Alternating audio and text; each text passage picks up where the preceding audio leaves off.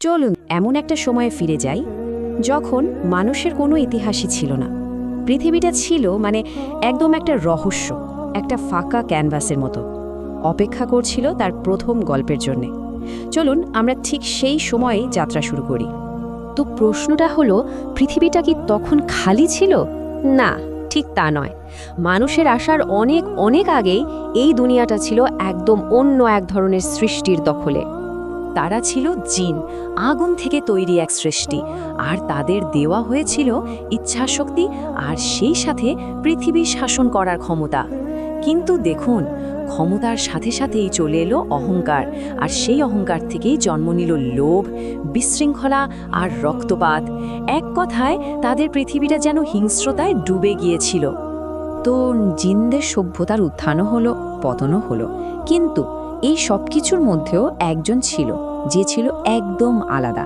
তার নাম ছিল আজাজিল। সৃষ্টিকর্তার প্রতি তার ইবাদত, তার আনুগত্য এতটাই গভীর ছিল যে ফেরেশতারাও তাকে সম্মান করত, আর তাকেই দায়িত্ব দেয়া হয়েছিল পৃথিবীতে আবার শান্তি ফিরিয়ে আনার। আর ঠিক সেই সময়ে যখন পৃথিবীতে শান্তি প্রায় ফিরেই এসেছে, আল্লাহ ফেরেশতাদের কাছে তার এক নতুন পরিকল্পনার কথা জানালেন। মাত্র একটা বাক্য, কিন্তু সেই একটা বাক্যই সৃষ্টির পুরো ইতিহাসকে চিরদিনের মতো বদলে দিতে চলেছিল। আর এখান থেকে শুরু হচ্ছে আমাদের মূল গল্পটা, প্রথম মানব আদমের গল্প। আর তার সৃষ্টির সাথে সাথে পৃথিবীতে জন্ম নিল একটা চিরন্তন দ্বন্দ্ব, যে দ্বন্দ্বটা সত্যি বলতে আজও আমাদের মানবতাকে সংজ্ঞায়িত করে। লড়াইটা হলো নম্রতা আর অহংকারের। দেখুন, আদমের সৃষ্টি কিন্তু কোনো সাধারণ ব্যাপার ছিল না। তার শরীরটা গড়া হয়েছিল পৃথিবীর সব কোণ থেকে আনা মাটি দিয়ে, লাল, সাদা, কালো সব ধরনের মাটি। আর বলা হয় ঠিক এই কারণেই কিন্তু আমরা মানুষেরা এতটা আলাদা, এতটা বৈচিত্র্যময়। আর শুধু তাই না, সেই মাটির ওপর নাকি দুঃখ আর আনন্দের অশ্রু বর্ষণ করা হয়েছিল, যা ছিল এক কথায় মানব জীবনেরই একটা পূর্বাভাস। এরপর আল্লাহ সেখানে উপস্থিত সবাইকে, ফেরেশতা এবং আজাজিল দুজনকে আদমকে সিজদা করার আদেশ দিলেন। এখানে একটা বিষয় পরিষ্কার থাকা দরকার, এটা কিন্তু কোনো মানুষকে সিজদা করা ছিল না, এটা ছিল স্রষ্টার আদেশের প্রতি আনুগত্যের একটা পরীক্ষা। এখন প্রশ্ন হলো, কে মানবে এই আদেশ? আর ঠিক এই জায়গাতেই মূল পার্থক্যটা একদম স্পষ্ট হয়ে গেল। একদিকে আগুন, যা থেকে আজাজিল তৈরি, অহংকার আর অস্থিরতার প্রতীক, আর অন্যদিকে মাটি, যা দিয়ে আদম তৈরি, নম্রতা আর স্থিরতার প্রতীক। তাদের সৃষ্টির উপাদানই যেন তাদের স্বভাবটা ঠিক করে দিয়েছিল। আর আজাজিল, যে কিনা এখন থেকে ইবলিস, সে সরাসরি অস্বীকার করল। তার ওই একটা কথাই ছিল সৃষ্টির ইতিহাসের প্রথম বিদ্রোহ। সে এক কথায় ঘোষণা করল যে তার নিজের যুক্তি ঈশ্বরের আদেশের চেয়েও বড়। আর এটাই কিন্তু মূল পয়েন্ট। ইসলামিক দৃষ্টিকোণ থেকে প্রথম পাপটা কিন্তু কোনো ফল খাওয়া ছিল না। না, প্রথম পাপ ছিল কিব্র, অহংকার। যখন কোনো সৃষ্টি এটা মনে করে যে সে তার স্রষ্টার চেয়েও বেশি জানে বা বোঝে, সেটাই হলো অহংকার। আর এটাই ছিল প্রথম পাপ। তো ইবলিসকে বিতাড়িত করা হলো, আর গল্পের ফোকাসটাও এবার বদলে গেল। এখন কাহিনীর কেন্দ্রে চলে এলেন আদম এবং তার নতুন সঙ্গী হাওয়া। জান্নাতে তাদের জীবনটা ছিল একদম নিখুঁত, একটা সুন্দর থাকার জায়গা, একে অপরের সঙ্গ, আর শুধুমাত্র একটা নিষেধাজ্ঞা। আদম যেন একা বোধ না করেন, তাই সৃষ্টিকর্তা তাকে একজন সঙ্গী দিলেন। বলা হয় আদমের ঘুমন্ত অবস্থায় তার নিজের পাঁজর থেকেই হাওয়াকে সৃষ্টি করা হয়েছিল, শান্তি, বন্ধুত্ব আর ভালোবাসার একটা উৎস হিসেবে। তারা যেন একে অপরের পরিপূরক ছিলেন। আর নিয়মগুলো ছিল খুবই সহজ আর পরিষ্কার। জান্নাতের সবকিছুই তাদের জন্য ছিল, তারা সবকিছুই উপভোগ করতে পারত। শুধু একটাই নিষেধাজ্ঞা ছিল, একটা নির্দিষ্ট গাছের কাছে যাওয়া যাবে না। আর সাথে ছিল একটা খুব স্পষ্ট সতর্কবার্তা, সাবধান, ইবলিস তোমাদের শত্রু, সে তোমাদের ধোঁকা দেওয়ার জন্য সব রকম চেষ্টা করবে। আর ইবলিসের ফাঁকটা ছিল বলতে গেলে খুবই সাধারণ কিন্তু মারাত্মক।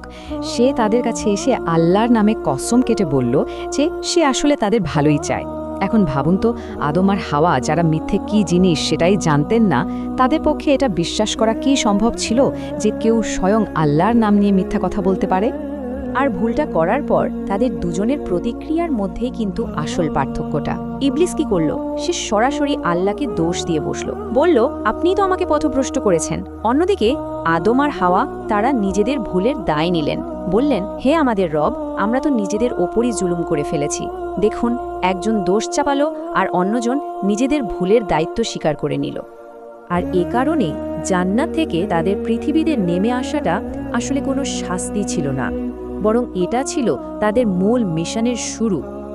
আসলে মানুষকে তো সৃষ্টি করা হয়েছিল পৃথিবীর জন্য। জান্নাতটা তাদের শেষ গন্তব্য ছিল না, ওটা ছিল একটা ট্রেনিং গ্রাউন্ডের মতো, একটা প্রস্তুতি।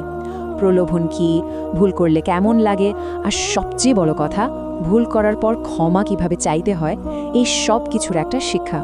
কারণ পৃথিবীতে আল্লাহর খলিফা বা প্রতিনিধি হিসেবে যে বিশাল দায়িত্বটা তাদের পালন করার কথা ছিল, তার জন্য এই শিক্ষাটা খুব দরকারি ছিল। তো পৃথিবীতে আসার পর আদম আর হাওয়া কিন্তু আলাদা হয়ে গিয়েছিলেন। অনেক অনেক বছর ধরে একে অপরকে খোঁজার পর অবশেষে আরাফাতের ময়দানে তাদের আবার দেখা হয়। আর সেখানে প্রথম নবী হিসাবে আদম প্রথম মানব পরিবার গড়ে তোলার কাজটা শুরু করেন। সেখানে শুরু করেন কিভাবে পৃথিবীতে টিকে থাকতে হয়, কিভাবে ইবাদত করতে হয়। কিন্তু ইবলিস যে অহংকার আর হিংসার বীজটা বুনে দিয়েছিল, সেটা এবার পৃথিবীতেও গজাতে শুরু করলো। আদমের দুই ছেলে কাবিল আর হাবিলের গল্পটাই হলো মানব ইতিহাসের প্রথম ট্র্যাজেডি।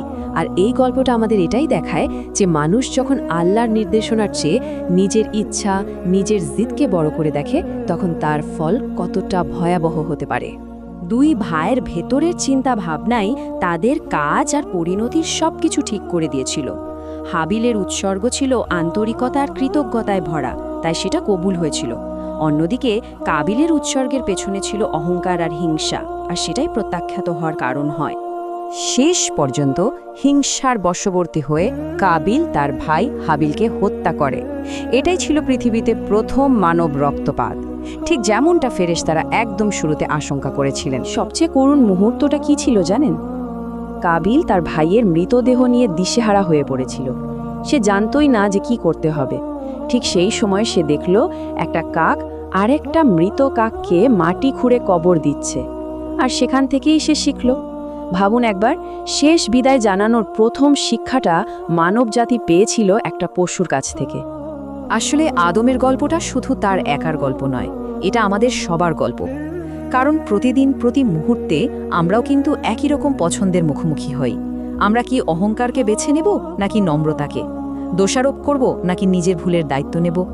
হিংসা করব নাকি আল্লাহর ইচ্ছার কাছে আত্মসমর্পণ করব? মানবজাতির এই গল্পটা কিন্তু এখনও শেষ হয়ে যায়নি, আর এই গল্পের পরের অধ্যায়টা আমাদের প্রত্যেকের নেয়া সিদ্ধান্তগুলোই লিখছে।